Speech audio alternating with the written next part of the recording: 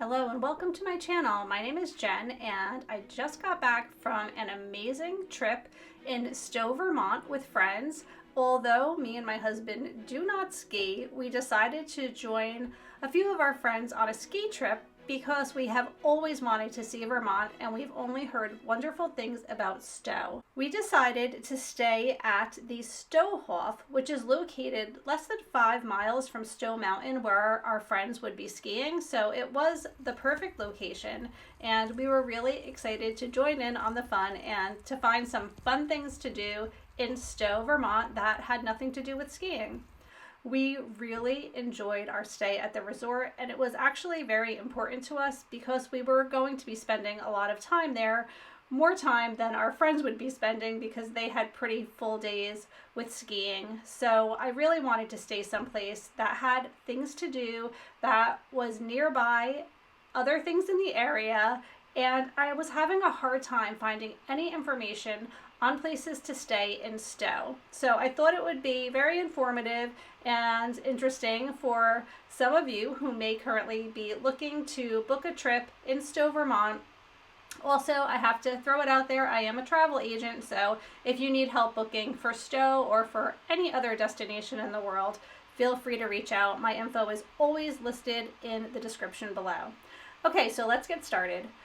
When we arrived at the Stowehof, we were incredibly surprised by how charming it was. So when we first walked in, there were all of these cuckoo clocks on the wall, and it just gave me such, I don't know, Pinocchio and Alice in Wonderland vibes, because there was an area that was kind of cut into the wall, this little nook, and there were these life-size playing cards around these benches, and I loved sitting in this area and reading. There were plenty of books to offer as well, and games, and there were several fireplaces where you could just sit and enjoy a cup of coffee or read a book. There was so much space and so many little quaint areas for people to go, and I absolutely loved that. And I spent a lot of my mornings just grabbing a cup of coffee and finding like a cozy little hideout to just read and have my morning coffee by myself in front of the fire. It was really, really nice and exactly the type of vacation vibe I was looking for on this particular trip. So I'm going to share with you every aspect of this resort, including some of the things that I wasn't so crazy about. So to start, we needed to bring our luggage up to, I think we were on the second floor, and the elevator was so old and creepy and could hardly fit a person. I mean, my husband had to go up with our luggage and I met him up on the second floor because we couldn't both fit in there with our luggage. So, I mean, it is the nature of older hotels and I am kind of used to that, but it was just a little bit nerve-wracking and I did not feel comfortable at all in that elevator, although it did kind of add to the uniqueness and the quirkiness of the hotel. So that was one thing. We got to our room and the decor was really just over the top flowery and kind of clashed, and the room was cozy and like the bed was really comfortable and it was very spacious, but I just wasn't a big fan of the overall decor.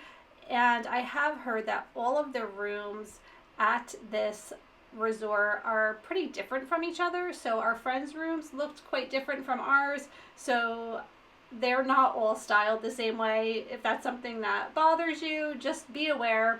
It's kind of over the top with the country charm, but it was still overall clean, comfortable, and spacious. There were plenty of areas that offered storage space.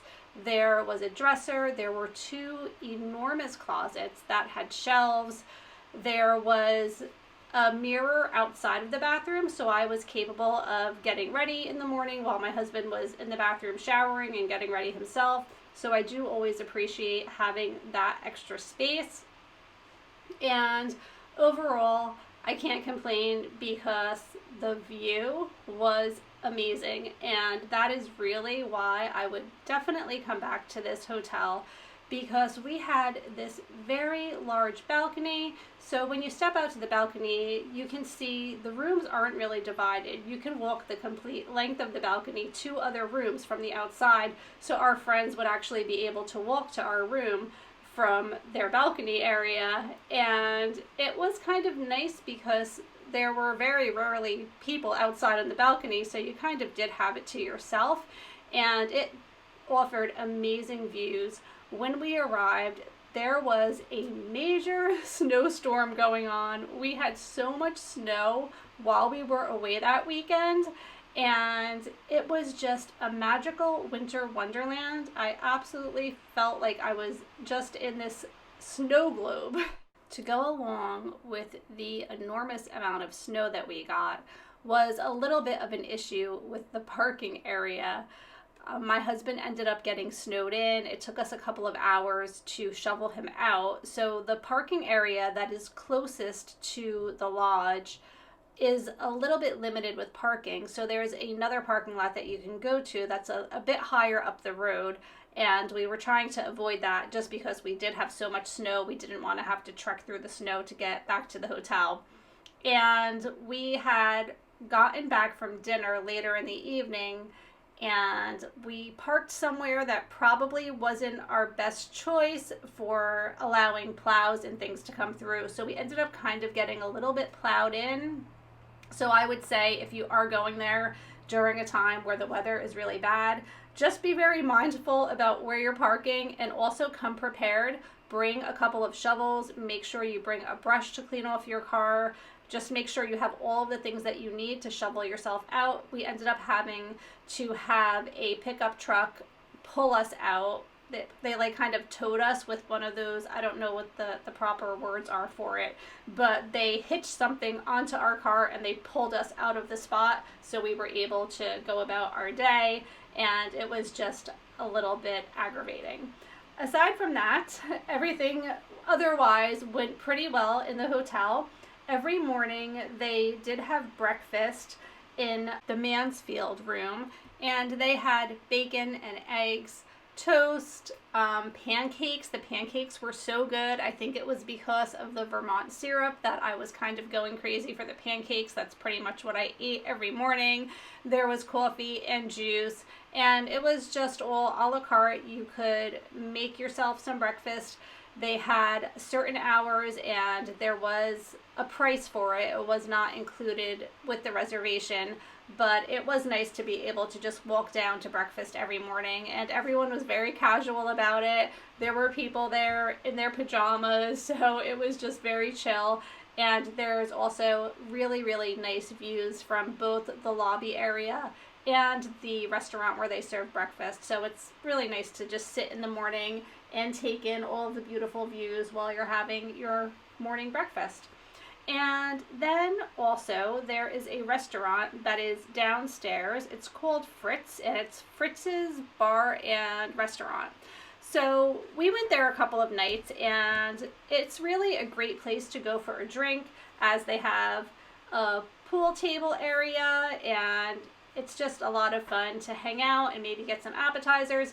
But I would not really recommend going there for dinner unless you're going to be buying bar food, like getting a burger or something. I ordered one of their dinners. Their dinners were rather pricey, and the portions were incredibly small. I am not a very large person, and I don't eat a lot, and for me to finish my entire plate and still be starving is really, really unusual. And I just could not believe the very, very teeny tiny amount of food that they gave you with the amount of money that they charged for it as well. So I would not recommend going to Fritz for dinner, again, unless you're just going to be buying like pub style food. There is a bar restaurant nearby called the Matterhorn, and I would definitely say head over there because they had a great selection. They had some really, really great local beers that you could order on tap, and it was way less expensive. So take my advice on that one and head out there if you want to have dinner someplace nearby. One thing that we really did enjoy about staying at the Stowehof was they had a great pool hot tub and sauna area, and the pool is very well heated. So if you are out in cold, snowy weather all day and there are other people in the hot tub and you're just not very comfortable going in, we were really happy that the pool was pretty darn warm. It was not cold at all. You could definitely walk right in. And the hot tub was nice too. We did spend most of our evenings in the hot tub, and I also did have an opportunity to spend some time in the sauna. So it's nice to have those options, and we did totally take advantage of having that as well.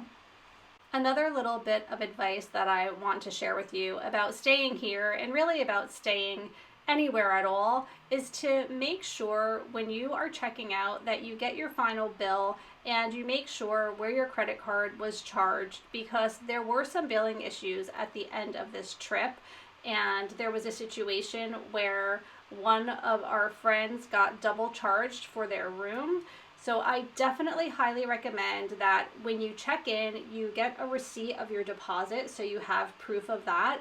And then also when you check out, make sure that you are being charged appropriately for anything that you had charged to your room during your stay, and also for the balance due of your resort stay. So I know it's so easy to just do the key drop thing and head out on your merry way. I know a lot of people don't want to be bothered with having to wait online or speak with someone.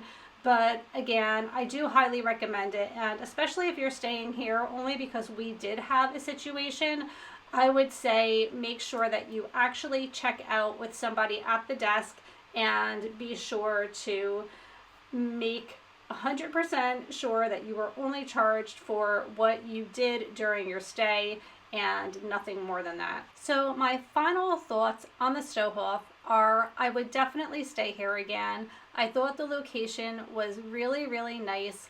Although our friends did get stuck in some serious traffic coming and going to the ski resort, me and my husband had no issues at all doing all of the local things that we did.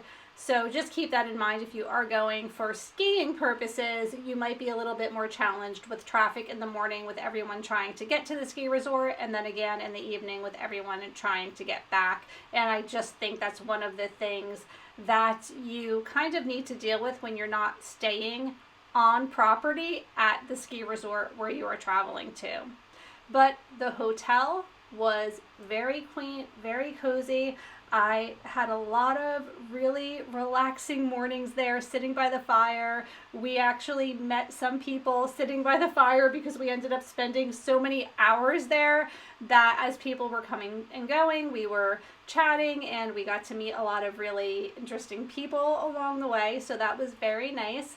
And I just really, really enjoyed my time in Stowe. I think it is a beautiful area to visit. If you have never been to Vermont, this was my first time, and I am so happy that we had the opportunity to join our friends on this trip. So many fun things to do. I have shared lots of vlogs and other videos in regards to this trip, so please be sure to go ahead and check those out if you want to know more about our trip and all of the fun things that we did. If you enjoy this type of video, please be sure to subscribe and like this video, and let me know if you have ever been to Vermont. I would love to know about it in the comments below, and also let me know where you stayed. So thank you so much for watching, and I will see you in the next vlog. Take care. Bye.